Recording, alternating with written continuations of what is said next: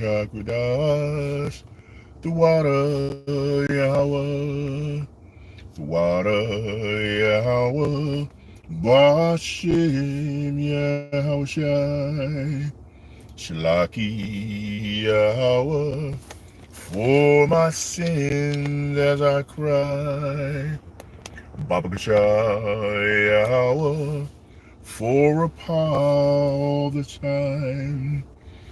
Baba Kashai Yahweh, for your mercy all the time.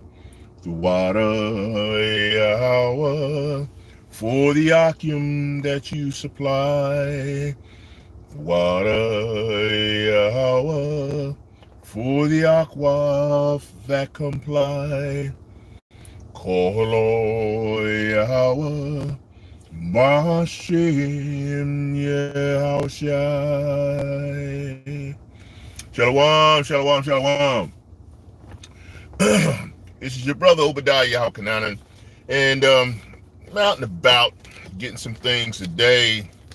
Just trying to be productive, and while she's hitting the market a little bit, trying to get a couple of items, I figure I could get in the spirit right here, the spirit welled up in me, and for bringing forth a lesson that is going to be introduced as obedience is better than sacrifice. Obedience is better than sacrifice. And we're going to get into it. We're going to break out some scriptures and, do what we got to do to make it work in that capacity, so that everybody can, if they want to get edified in it, they'll get edified. There we are. We in good shape. Live. Everything's going well. Obedience is better than sacrifice. And the thing about obedience that a lot of people don't seem to recognize or take into consideration is the fact if you are obedient, you're actually performing a level of sacrifice. Because when you're obedient, the sacrifice that you're performing is that you're taking in consideration that you're doing Judges chapter 5:11, practicing the righteous acts. And in you practicing the righteous acts, it's not just trying to stay within the confines of the commandments. It also is dealing with, I was listening to Elder Manak Zakba earlier today, and he had talked about the fact that, it's not just trying to be a righteous brother in a wicked kingdom, because it's hard to do. Elder Yashwamba was saying the same thing in reference to, you got to be circumspect about how you're moving in this world and who's sending what to you and what have you. I was listening to that as well. And, it's imperative and important to understand that we're in a fallen state. And since we're in a fallen state here in the kingdom at this present time, this particular kingdom is on schedule to go down exactly the way it is. So, we definitely want to talk a little bit about that, and then we're going to break out some scriptures and whatnot, and get in this the way we need to. We want to definitely give salutations. Start out with salutations to all of the Akim and the hopeful elect and the scattered that are around the world, that are the Israelites that are displaced through this captivity and this exile. And they may look like the heathens and the other nations, but they are the Israelites, and they will be brought into the kingdom at that point in time. We definitely want to give our salutations and our utmost respect and admiration to the apostles who have been breaking out this truth, a great millstone week, day in, day out, week in, week out, month in, month out, year in, year out, and decade in and decade out. No one's bringing that truth better than the apostles of Great Millstone, because they are the ones that are the true leaders of Israel in terms of what needs to be going forward as far as the truth is concerned. And we can definitely look at the accuracy of what they're bringing out and give them the accolades for that purpose. So that is being said. We really need to count it all joy at this particular time. I'm gonna tell you, I'll be honest with you. The Most High has me of a spirit where, and I don't know if everyone shares this same spirit, but they should, I think, to some capacity, that I count it all joy, because as things get ramped up and things go off kilter, or when you want to say just offline, I see it as joyful, and I am so elated, and I'm excited about it, and I'm not despondent. I'm not happy. As the more bug outs start to show up, as the more crazies, as the more podcast prophets start to show up, as all these demons that are starting to ramp up, and as I've said over and over many times in the like, that the place has to get so bad here that the demons don't even want to be here. You hear what I'm saying? It has to get so bad that the demons don't even want to be here. Now, when it gets that bad, we are like almost at the point where we about to get out of here and get out of this wicked system. Now, when I talk about getting out of here, the earth is still going to be our home, and it's going to be cleaned up. It's going to be cleansed and purified and put in a position where we're going to be able to function under the rulership of the Most High Son, which the Father gives him all the power. Yahweh gives Yahawacahanan the power. And of course, the tabernacle of King David, his throne, and the 144,000 governors, along with the membership and the rest of the lineage of the 1/3 that will be the royalty, and the 2/3 that will be brought back into the kingdom. Now, all of this is going to take place and get into where we're going to be. But one of the things I want to share with you is obedience is absolutely more important than sacrifice. And I said it earlier, because through obedience, you actually do perform sacrifice, because when you're obedient, you have to do things that are in line with being obedient. And we're going to break out some scripture, and we're going to talk about that, because that's important for us to emphasize that point, a part of the situation. And so we'll get to that in a minute. But let me just finish what I'm saying here. Just being out and about and looking at what's going on in the world, and I love what the Father's doing. He is just, showing us that he's in complete control of absolutely everything that's going on, from every facet, every capacity, anything and everything you can completely think of that has to be going on. The Father is absolutely controlling it from all points. If you don't believe that our Father, Yahweh, is controlling all agendas at all times, then you have a compromised understanding of the truth, in terms of what level and percentage of the truth you have, and why we don't emphasize his level of control more respectfully and through the majesty that he operates, and in the course and scope of the way that he presents all of the prophecies moving forward. We have a tendency to do what? To speak about the attributes of prophecy that are moving forward, and how they're moving forward, and as they are, we talk about warning, which is we have to do. We talk about Ezekiel 3, we talk about Jeremiah 30, we talk about all the things that are talking about Isaiah 14 that the Father is doing, in that the puppetized Esau Edom is in play in reference to how he's moving and operating with what's actually going on. And we don't land back directly on the Most High himself in terms of how he's controlling everything. And I think we do a bit of a disservice to ourselves, because what it says to me is that we're not properly picking up on the clues that the Most High Yahweh has given us in reference to the way that we're supposed to be responding to his transitional prophetic process that he's moving forward, which is alive. We need to be doing that, and I think that what we do is we start talking about the incidents and the activities that are happening in prophecy, and we don't lean heavily on the fact that the Father is controlling absolutely every point of this, every part of this. He's in complete control. And when Yahweh's in complete control of everything that's going on, we tend to just talk about what he has going on. In other words, let me put it this way. If you talk about a symptom of the prophecy that's happening, which happens to be a portion of giving a directive and an explanation of what we're experiencing, that is absolutely good, and you're supposed to do that.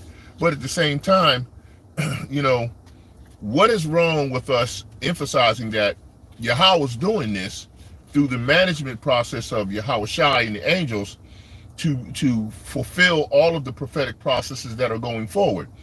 We tend to talk about the incidents and activities that are that befall us, and as we go through it, we're talking about the magnitude and the severity of it, but at the same time, we don't seem to really lock it down and contribute it to the Most High.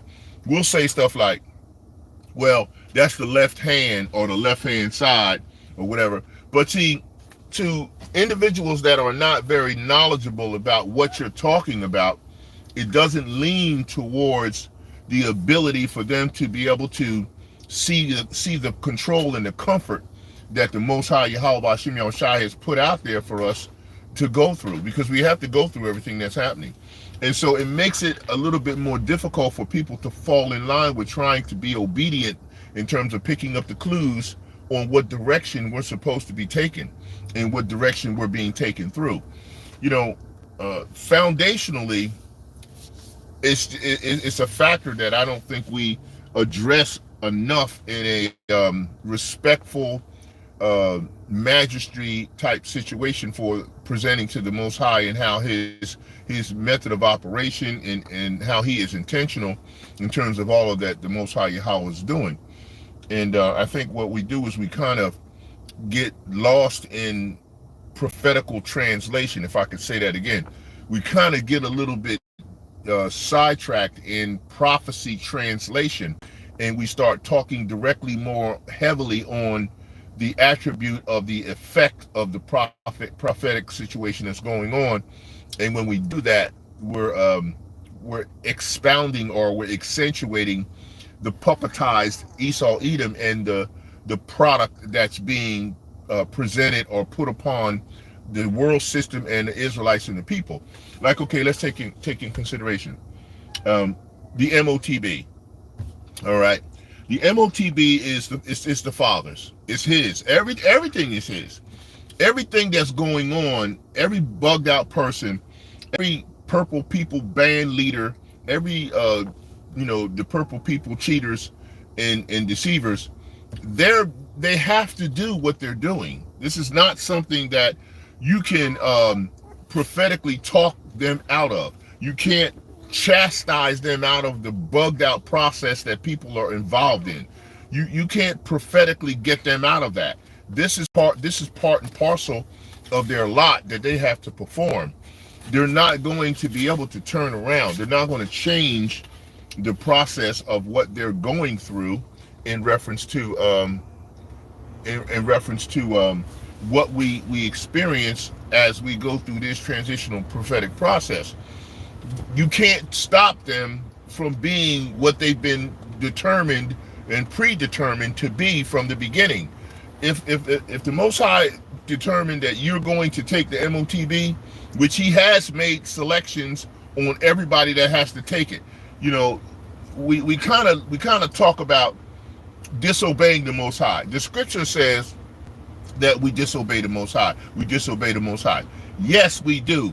But if you really go and dig into the root cause and the root definition of the portion of disobeying and going against the law, statutes, and commandments, it leans and lays heavy on us not being spiritually grounded enough, through savvy enough in the spiritual capacity to pick up the clues that you're getting towards not doing these things that make you look like that you can't follow directions and that you can't operate under the spirit in the way that you can. Okay, I'll give you a perfect example. Most of us know the story of Jonah and the fish that took him to Nineveh. Now, let's dissect this for a second. Jonah, we already know that the Most High controls everything that he has invented, created, that exists, does exist, can exist, will exist, and is out there. He's controlling absolutely all of it. If you don't believe he's controlling all of it, then you got a real problem with your understanding of what the truth is. Now, let's look at Jonah. Now we know that the story leans on acting as though Jonah was going to rebel and run from the Most High and actually go out here and not go to Nineveh, because he knew the Ninevites had a level of hatred and resolve to want to see the Israelites being destroyed. Now, let's look at the learning process and the learning curve that the Most High is presenting to us about the story of Jonah. Now, if you understand foundationally that you cannot run from the Most High, what am I saying? Okay, our Father Yahweh, he brought everything into existence. He brought creation in itself into existence. He spoke and invented creation and brought it into existence and put everything that's in creation in the hands of Yahawashi, that built it with the angels inside what he invented as creation in itself. So that means that if you can understand, if you can receive this, the Most High is at a level that we can't even understand about how he can invent something that doesn't even exist and bring it into existence, including the substance and the manner in which he has brought all forms of life through electrochemiluminescence, let me say that to you, into existence, and then at that point has put it into effect where his son is managing and controlling it.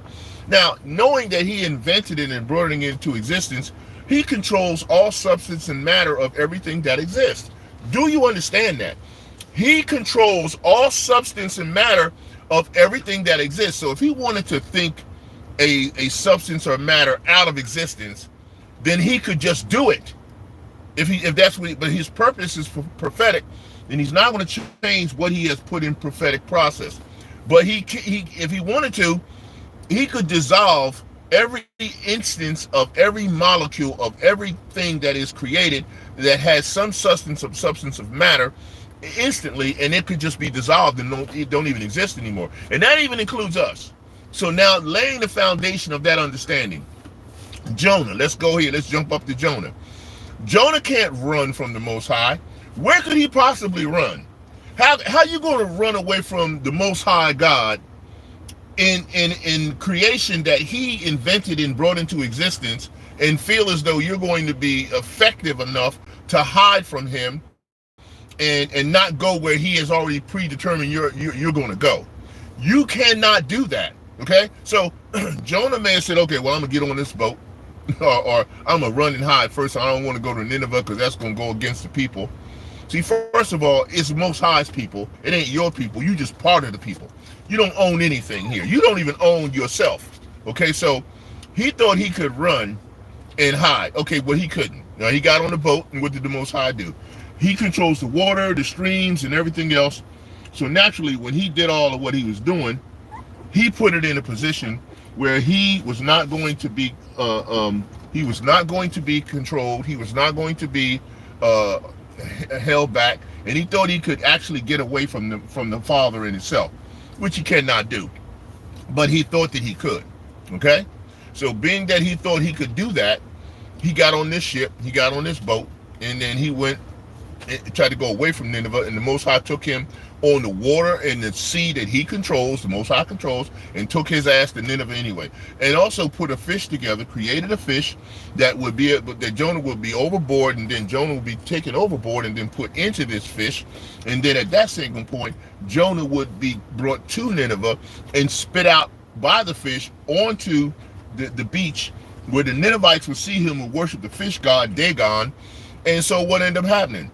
Jonah in himself is at a point where, you know, he now is in a position where he can't do anything but do what the Most High said he's going to do anyway, even though he tried to run. And it's the same thing for us. Everything that's going on that may, you know, tick you off or piss you off or cause you to think this, that, or the third, the Father's doing it all. Now, if you're upset with the bug outs, if you're upset with the way people do stuff, if you claiming that somebody gonna get destroyed, this, that, and the third, okay, you say what you want to say.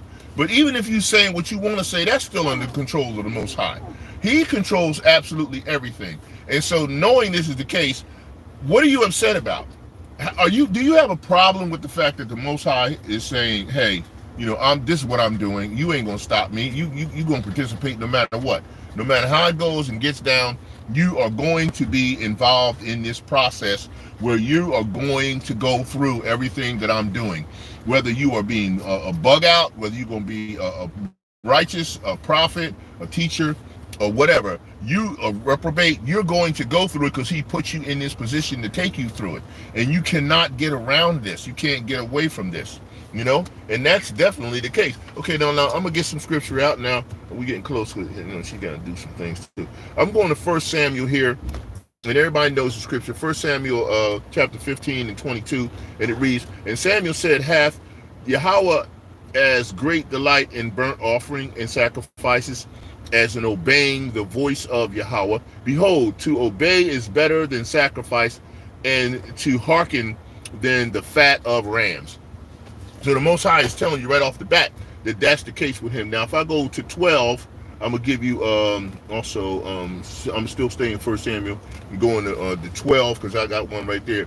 And 12:14. And that one reads, okay, and it reads, "If ye will fear Yahweh and serve him and obey his voice and not rebel against the commandment of Yahweh, then shall both ye and also the king that reigneth over you continue following Yahweh your power." Now, when it says, if you will and obey his voice and not rebel against him. Now, the rebelling part has everything to do with the fact that you are not picking up the clues in order to follow the directives that he's taking you through towards what you have to accomplish when it comes to the way that that you're going to get through the raft that he's pouring out through prophecy.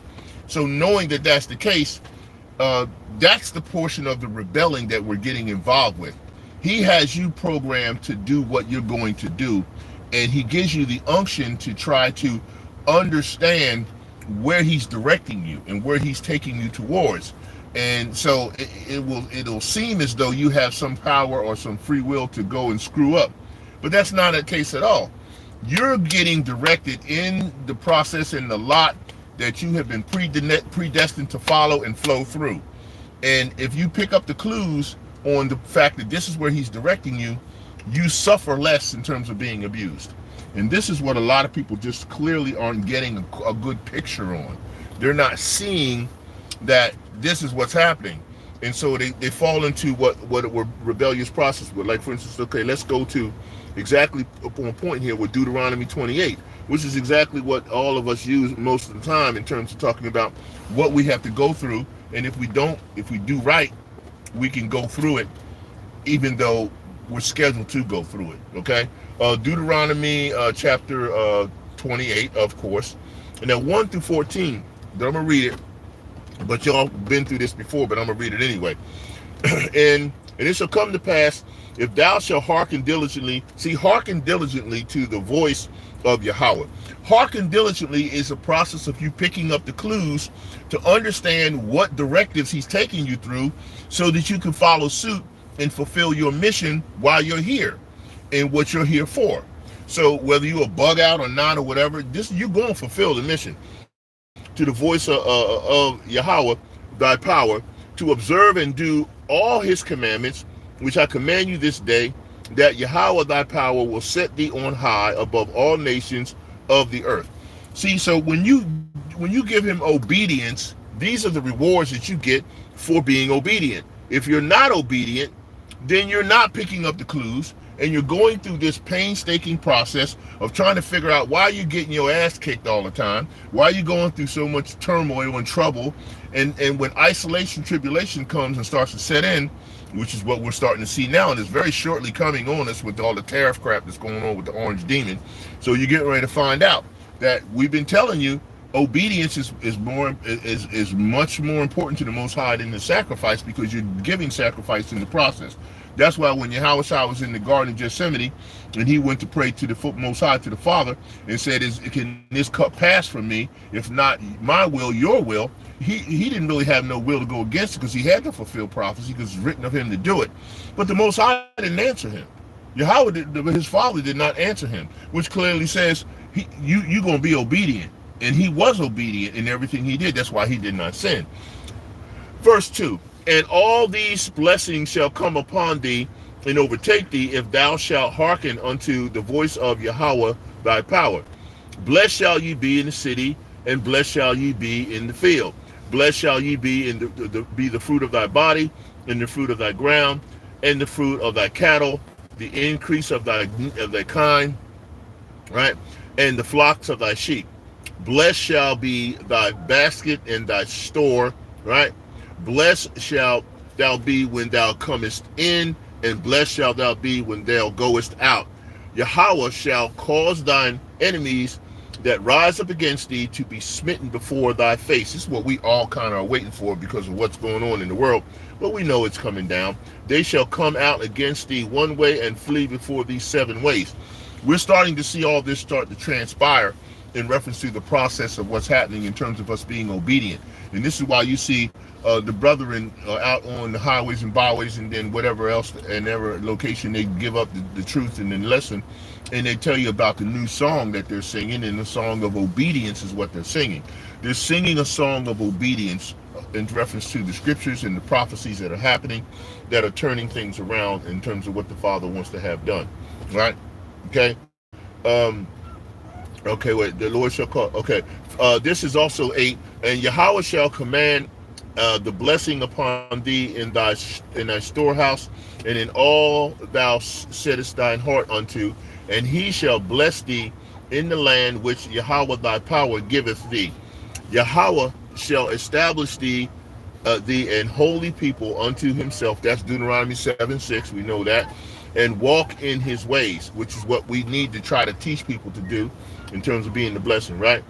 And all people of the earth shall see that thou art called by the name of Yahweh, and they shall be afraid of thee. Now, afraid means they're going to respect and have reverence for thee, but they'll also have some fear as well. But primarily, we will be called Yasharallah, which is Prince Power. Yasharallah is who we'll be called. And of course, once we are in that capacity to have that rulership, that is a rulership that will be, like Elder Manakh Zapat was saying earlier, it will be decently and in order. So you're not going to be doing just whatever you want. And he's already determined who's getting spiritual power. Every man, every brother, everyone in is going to be saved as an Israelite. They're not going to have this super duper spiritual power at the level of, let's say, Michael the angels or some of those angels.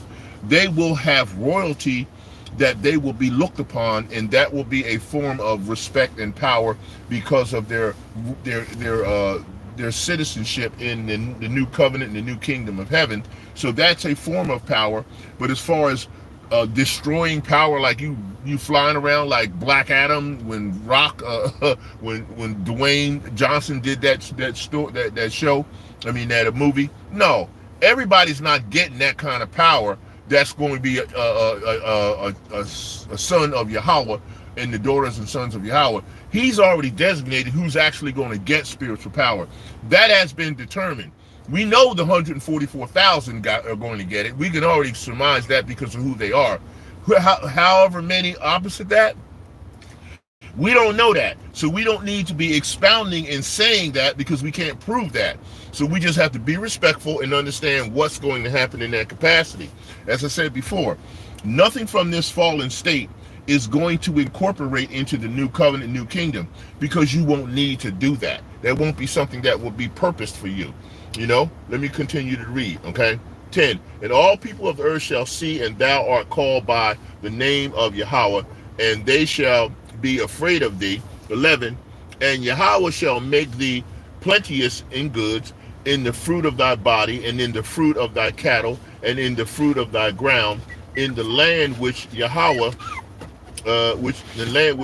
shall lend unto many nations, and thou shalt not borrow. And we're going to do that. And then 13, and Yahweh shall make thee the head and not the tail, and thou shalt be above only, and thou shalt not be beneath, if that thou hearken unto commandments of Yahweh thy power, which I command ye this day to observe and to do them. And thou shalt not go aside from any of the words right?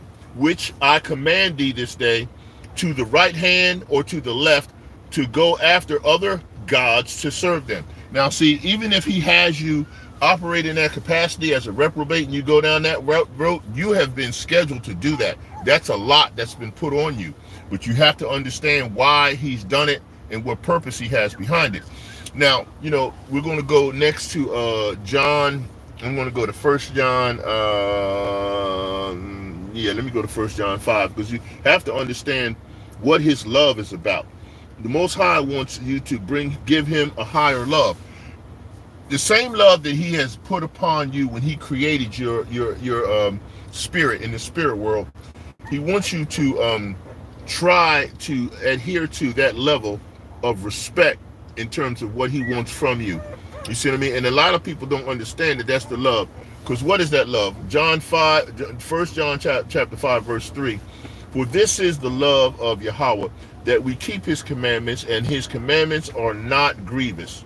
Right? So whatsoever is born of Yahweh overcometh the world, and this is the victory that overcometh the world, even our faith. So as the Most High keeps directing us in the capacity by allowing us to get the unction to solve the clues and move through this process, this is what purpose we have to follow and how we have to go through that. And once we get into the new covenant and the new kingdom, we're going to be in a position where the laws will be written in our inward parts, and we won't have this process or problem anymore, and we will be moving in that capacity. Okay, now I'm going to go to let's see, John. I'm gonna go with John 14. So bear with me, and we'll go to John chapter 14. We ain't gonna be much longer. I got the puppies, and they starting to get awakened. they want to get active. And they just a couple of babies. And so we got to do John 14:15, and it reads, all right, if ye love me, keep my commandments. So the Father is trying to say, he wants you to keep the commandments. He wants you to practice the righteous acts, because that's what you're doing. You're in practice right now. So when you get to the covenant and to the kingdom, you will be already rehearsed in the process of being able to do this in the spirit. And that's what's important. And you got to understand, if you're going to rehearse the righteous acts, that's being obedient. You have to be obedient to rehearse the righteous acts. And the capacity of being obedient to rehearse the righteous acts really means that you're following through. Now look at these puppies trying to get out. Here, let me show y'all something. Come here, fatty. Look at that baby. See that baby? No. Yeah. We got some puppies, and our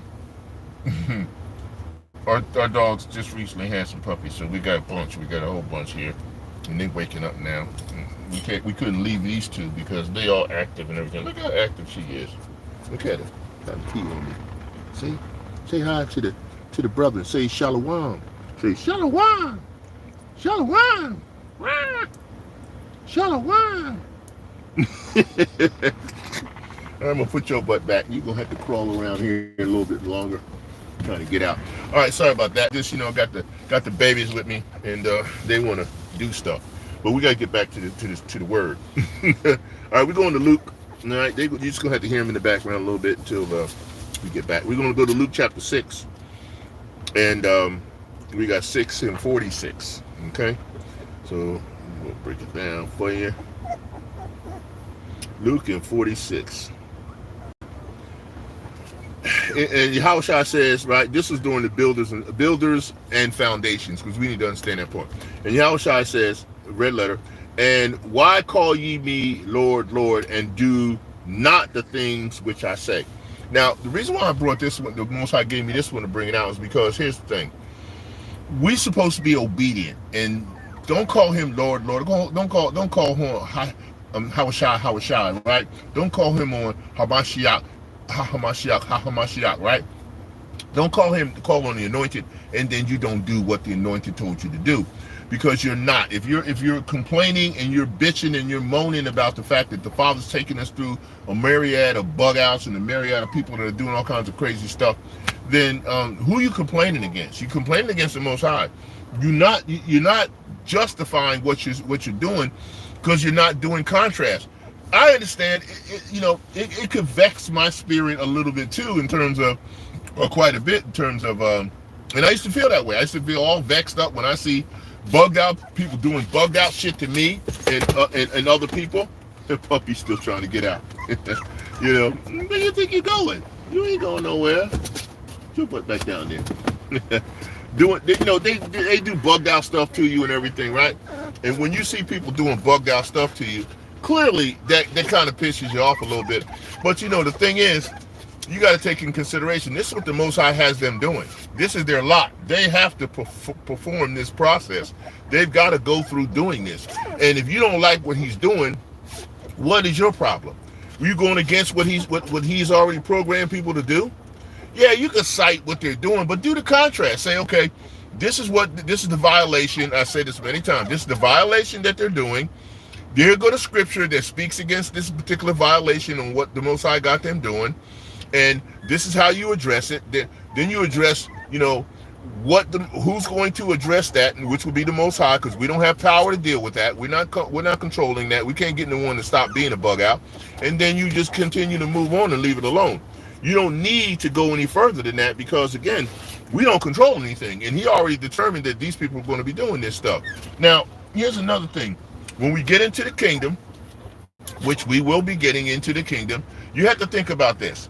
When you become a righteous soul, a righteous spirit, a new righteous spirit with a new righteous body that has the law written in its inward parts. Now think about this closely. Really let this marinate. Now, when you get into that kingdom, who are you going to be dealing with? Who are you going to fraternize with? Who are you going to be around? Who's going to be associated close with you in a righteous spiritual capacity that your body is in? Now we know that all Israel will be saved, and they will be in a righteous spiritual body in essence, right? And that includes the women. Now I know our women right now, as well as the men, we're really in a really fallen state, and it's all jacked up. But you got to take in consideration, these women are going to be cleaned up. Our women are going to be all cleaned up, and they are already, even our women in some of the ratchetest state that they're in, they still look better than most of these other nations that are out there. Now, you got to really take that in consideration. Now, if they come around and become in the truth and follow what's going on before this time happens, you can see some of the righteous attributes in them. But now let's go back. If we talk about being in the kingdom, okay, now you're in the kingdom. You have a new righteous, powerful body. This is where you are right now. You are righteously powerful. You may have spiritual power at a high level. You may not, but you will be a righteous individual with a very serious, righteous metabolism and body, and it'll be awesome. And this is the way you will be. And your women, the Israelite women who are now sons and daughters of Yahweh, will be the same way. Now, when you're in that righteous state, and you have righteous inward parts, even a male will be, his semen will be righteous, because he's going to be bringing back children through his Israelite woman in the kingdom, who she will be righteous as him. Now, she won't be exactly the same level, because of the men and women still have to stay in decently in order, but she's going to be righteous. And now, will men have a bunch of righteous Israelite women in the kingdom for themselves? I don't know. It could be the case. There won't be any body that's not righteous getting and laying with and being with a righteous man. I can't see a righteous man, Yasharal, a prince, Prince Power, putting his righteous seed in some nasty heathen woman, some pig, something that's working in the field, something that is not right. You can't make these other nations' women's righteous in the new kingdom, and you can't be putting your seed in some pig. You can't put lipstick on a pig and say, okay, now this pig can be in the inner court of the temple and walking around all the righteous Israelite men, the 144,000 and Yahawacahanan. Those heathen people, those men and those women, are not going to be involved with us at that level. I tell you right now, I'm not putting no seed in no heathen ass pig. You can forget that. I ain't doing that. I know I ain't even wanting to do that in the kingdom. Now, if you gonna have a bunch of righteous Israelite women who are now daughters of Yahweh, and you get a multitude of them, that's a whole nother story. Because now that's righteous on righteous. But I can't see no righteous seed going into no heathen that's in the in the new kingdom, new covenant, that's working outside in the field or working outside of the temple, because they profane outside of the temple. So, and the Most High ain't said nothing about cleaning up no damn women that's of other nations, that you can put righteous Yasharal seed in these women. I ain't see it. I ain't see it nowhere in there that says that's what's going to go down. Because we're going to be on earth. We're going to be in a righteous capacity. We're going to have a righteous body. And they're going to be like this. Our women are going to be righteous as well. That's what's going to be going on. And I don't see no similitudes of us saying, oh, let me go get this Edomite pig woman, and I want to put some seed in her. Oh, hell no. Not in the new kingdom we ain't, because ain't nothing said nothing about cleaning them bitches up. And ain't nothing said about cleaning none of them up. I don't see no scripture says you going to clean them up and have them. It don't say that. Now our women, the Israelite women, they going to get cleaned up.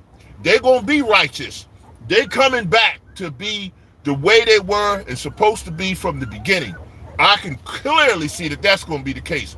But when you talk about some of these other nasty ass heathens that's in this world, man, I can't see nobody saying, "Oh yeah, let me go get a nasty Edomite woman, and then a little one working in the field, all dirty and dusty and nasty, but she look good, but let me go grab that." Hell to the no. I ain't trying to do that. Now you gonna give somebody about 4, 5, 15, 20 beautiful Yasharalan women, some Akwafians that are now in the kingdom, that's cleaned up and looking beautiful than anything that could be on the absolute planet. Oh man, I can understand you wanting to have a whole harem of that, but not no goddamn Edomites and no Hamite nasty chicks. Or no man, no. He ain't say nothing about cleaning up no Moabites and no Amorites and no fucking Edomites. He ain't said nothing about cleaning none of them up. He ain't said nothing about cleaning them up. And why would you want to, once you are now righteous and powerful? You don't need nothing like that. You're going to have the beautiful women of our own, and they ain't going to nobody be able to touch them. And I can see that being the case more than anything else. And that's what that's just my spirit. That's me speaking as a man. I don't have no scripture to support whether I can or can't, but I'm just saying, to me, that's what I'm looking forward to. I'm very happy. I'm very pleased with the way that Babylon's going down on schedule right now. I wanted to get this lesson out while I was out and about. I was going to do it while I was out, whatever, but I'm out and about, so this is good enough to do it right now. And I'm just trying to say, man, I'm very pleased with the way that the Most High is taking this whole system down, and as fast as he's doing it. And the bug outs don't bother me. The bug outs don't bug me. The people don't piss me off, because the Most High is protecting his. He said his saints will eat, and we're gonna eat. We're gonna be fine, and I ain't got no problem with that. So anyway, just want to bring this lesson to you. So all I gotta say is, call Yahweh, Bashim, I love you, Father. It's gonna be awesome when we get in the kingdom, because we'll be raised above it all. Call Yahweh, Bashim Yahushai, Bashim Regagwadas, the water Yahweh. Water Yahweh, Bashim Yahushua. I'm gonna give you this last scripture, and we're gonna get out. This is on 1 Peter, and just I know I had a little rant there. 1:14, and the puppies are going on, so just bear with me. And this is 1 Peter, chapter 1 and verse And, I'm just trying to give you something. 14. As obedient children, not fashioning yourselves according to the former lust in your ignorance. See? Don't fashion yourself that way. Shalom. And I hope the lesson was edifying and you got something out of it. And hey, see you in the new covenant, in the new kingdom. And we ain't performing no spiritual bestiality. We ain't laying with no beast.